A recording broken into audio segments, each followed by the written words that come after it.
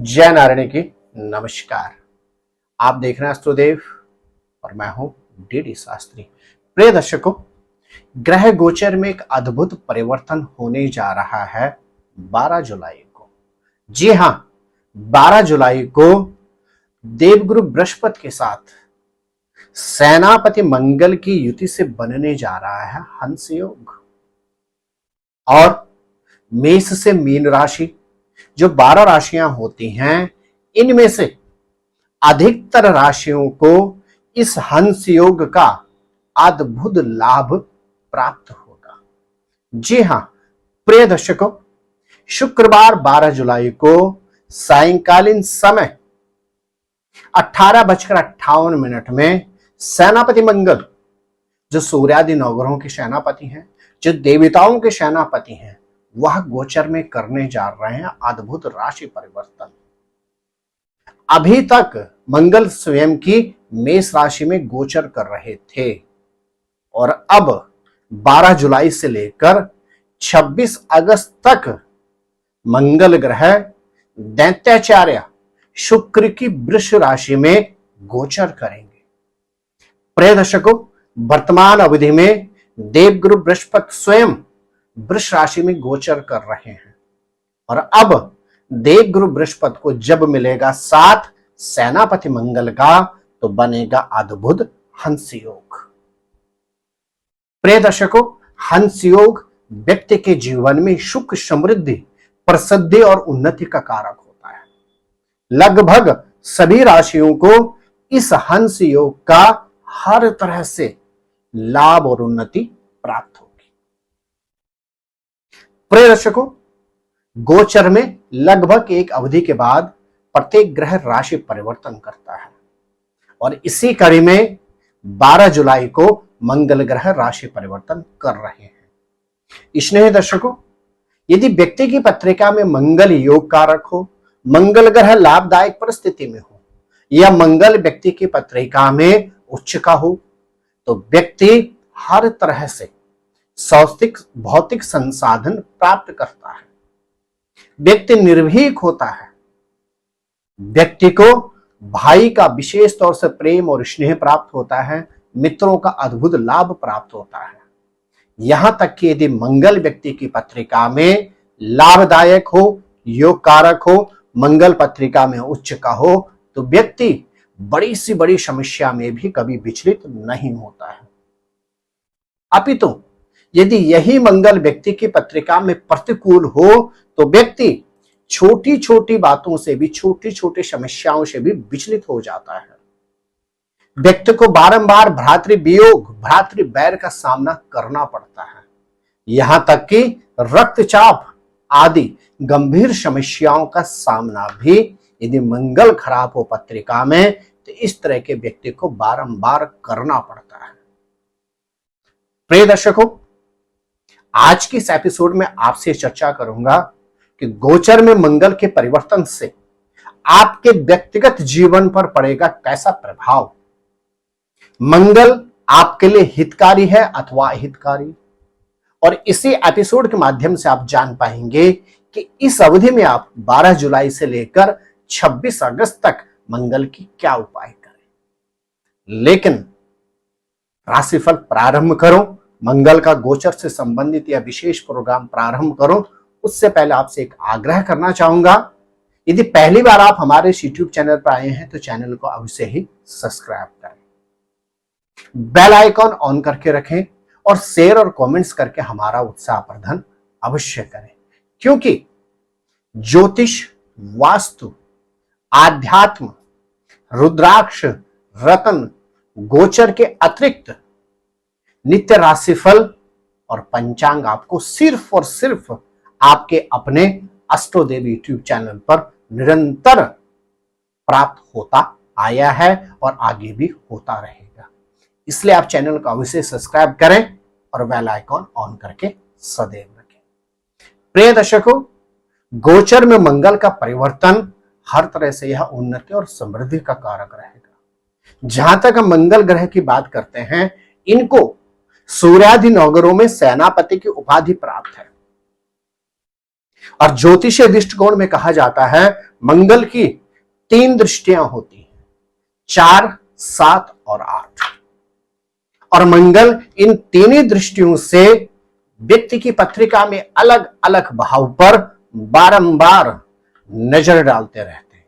और जहां पर मंगल की दृष्टि होती है कहा जाता है मंगल भवन अमंगलहारी, अर्थात मंगल ग्रह अमंगल का हरण करते हैं और उक्त राशि वाले के लिए हर तरह से सुख और समृद्धि की बौछार करते हैं।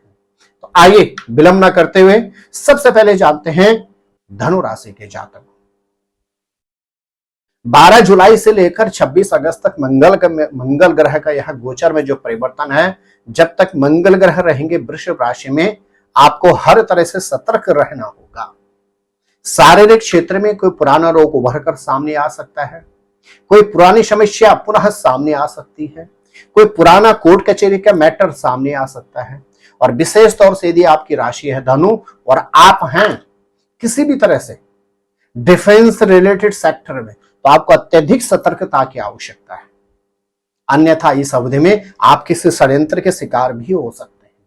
बस इतना ही है, यदि आप सत्कर्म करें, हनुमान जी का पूजन करते रहें, तो भाग्य का आपको लाभ प्राप्त होगा, जिससे आप उलझनों से निवृत्त हो जाएंगे। आप हनुमान चालीसा का प्रत्येक दिन पाठ करें और मंगलवार के दिन हनुमान जी के दर्शन करें, निश्चित मंगल ग्रह के दुष्प्रभावों से आपको निवृत्ति प्राप्त होगी।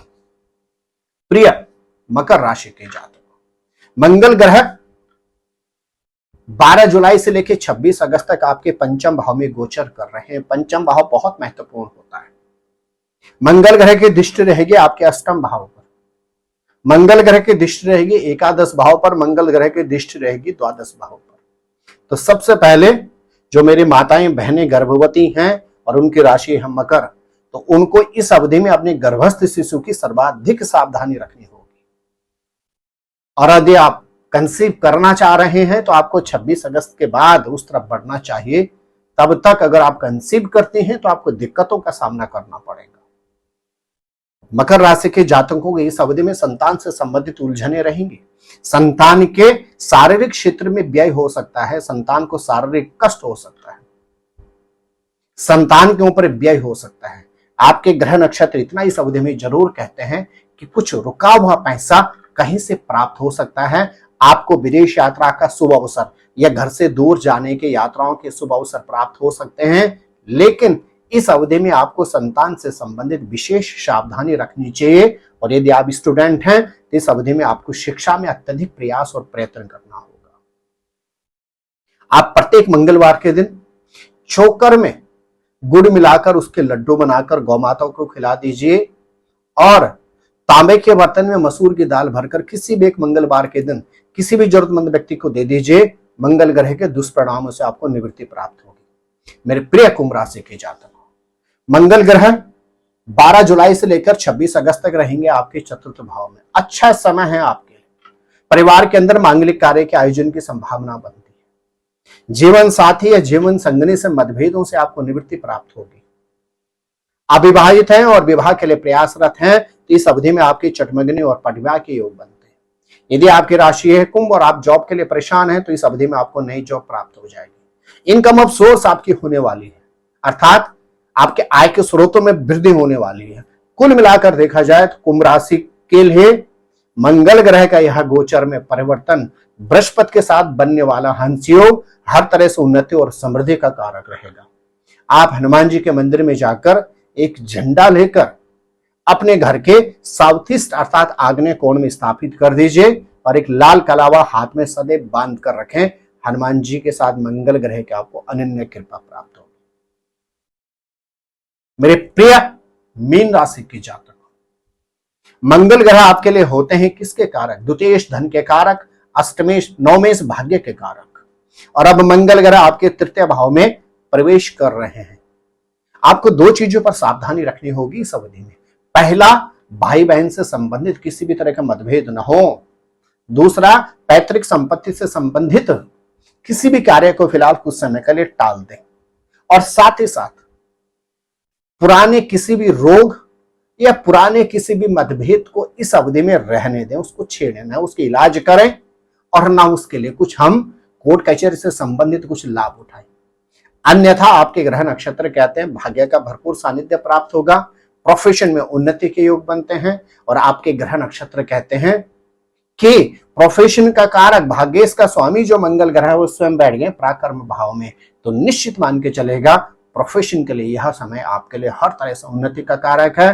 भाग्य का भरपूर सानिध्य मिलेगा, यात्राओं के आपको सुखद अवसर अवश्य प्राप्त होंगे। प्रिय मीन राशि के जातकों, इस अवधि में आप हनुमान चालीसा का नित्य पाठ करें, लाल सिंदूर अपने मस्तिष्क पर सदैव हमेशा लगाकर रखें और साथ ही साथ ओम क्राम क्रीम क्रोम सह भौमाय नमः इस मंत्र का यदि जाप करते हैं तो निश्चित आपके भाग्य के स्वामी जो मंगल ग्रह हैं उनका आपको अनन्य आशीर्वाद प्राप्त होगा।